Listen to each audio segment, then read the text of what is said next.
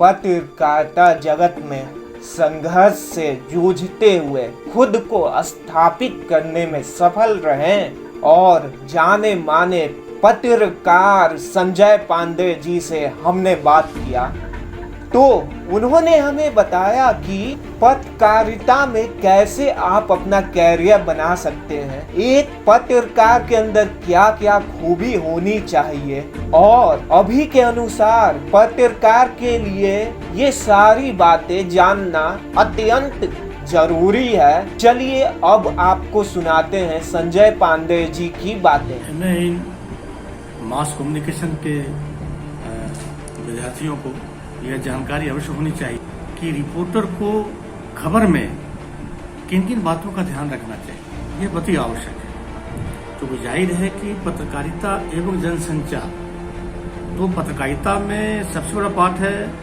कि हम एक सफल पत्रकार बने, एक सफल लेखक बने। और जब हम को रिपोर्टिंग का अवसर मिले तो ये सबसे महत्वपूर्ण बात है जिसे हम लोगों को ध्यान में रखना चाहिए।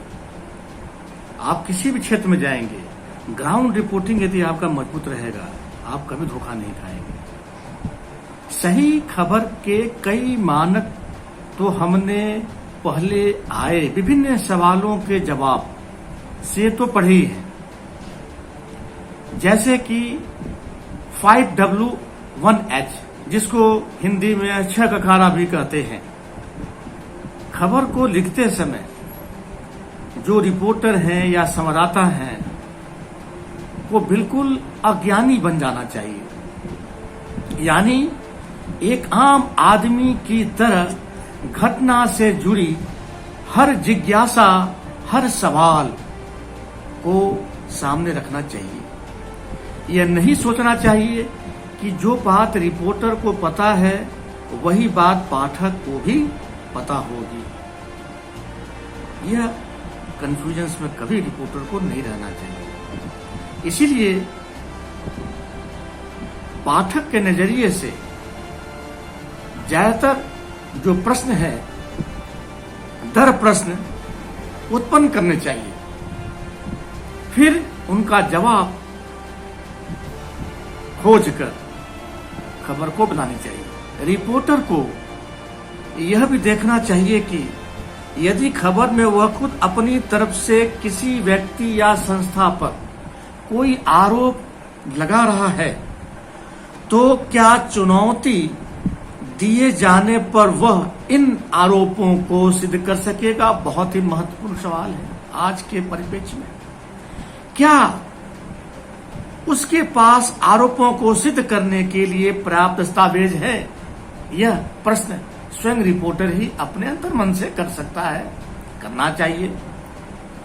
कहीं ऐसा तो नहीं कि आरोपी व्यक्ति के विरोधी ने रिपोर्टर को कुछ अधकचरी जानकारी दी हो और रिपोर्टर उसके आधार पर ही खबर लिखना शुरू कर दी है। इसे किसी की गोद में बैठकर खबर लिखना कहते हैं और ऐसा जाने अनजाने में अनेक रिपोर्टर कर देते हैं। अपने अपने क्षेत्र में हर रिपोर्टर से कुछ ऐसे व्यक्ति जुड़े होते हैं जो उसके सोर्स यानी स्रोत कहलाते हैं। ये पत्रकारिता के लिए बहुत ही जरूरी है, लेकिन कई बार ये पत्रकार को इस्तेमाल भी करते हैं और उनसे मनचाही खबरें लिखवाते हैं। इसीलिए रिपोर्टर को खुद का इस्तेमाल नहीं होने देना चाहिए। ये इसका सदैव हमें ख्याल रखना जरूरी है। रिपोर्टर को हमेशा अपनी खबर में पक्ष और विपक्ष दोनों का ध्यान रखना चाहिए। वह स्वयं किसी भी तरफ यदि खड़ा हो, लेकिन दूसरी तरफ की बात भी खबर में जरूर जानी चाहिए।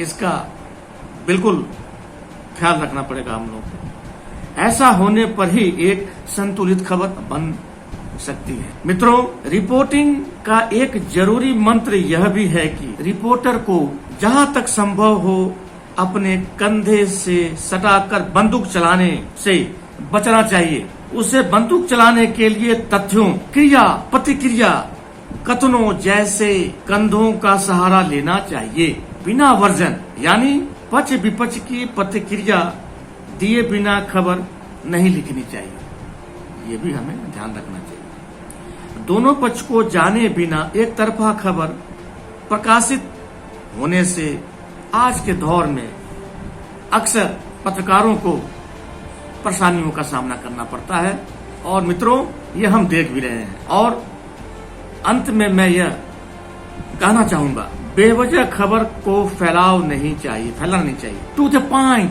अपनी बात लिखनी चाहिए। इंट्रो छोटा और सारगर्भित ही रखना श्रेयस्कर है। हम अपनी तरफ से खबर का प्रस्तावित हेडिंग भी लगाना चाहिए। यानी हम जब खबर लिखते हैं तो चूंकि इंट्रो के आधार पर एक उपयुक्त शीर्षक हम जरूर लगाते हैं। हो सके तो पहले शीर्षक ही लगा लें और फिर उसके अनुसार खबर लिखना शुरू करें। मित्रों, चूंकि कई वरिष्ठ पत्रकारों द्वारा भी विचार मंथन में इस बात को स्वीकारा गया है कि आप चाहे एंकरिंग में आए, चाहे आप फील्ड रिपोर्टिंग में जाएं, मतलब प्रिंट और इलेक्ट्रॉनिक मीडिया में अपनी स्थिति को मजबूत करने के लिए हमें रिपोर्टिंग पर विशेष ध्यान देना चाहिए और देना होगा। तो जितने भी तकनीकी जो पहलुएं हैं उस सबको हम जानकारी हासिल कर लें। यूं तो मास कॉम के पाठ्यक्रम में आप लोगों को कई सब्जेक्ट की जानकारी मैं दे चुका हूं और चूंकि यह अभी कोरोना काल चल रहा है इसलिए आपके पास पर्याप्त समय है, आप समय नहीं गंवाएं। एक मैं जो कुछ विषय आपके समक्ष मैं रखता हूं और रखने की कोशिश करता हूं उस पर आप मनन करें, चिंतन करें और कहीं कोई शंका हो आप 24 घंटा आप हमसे संपर्क करें।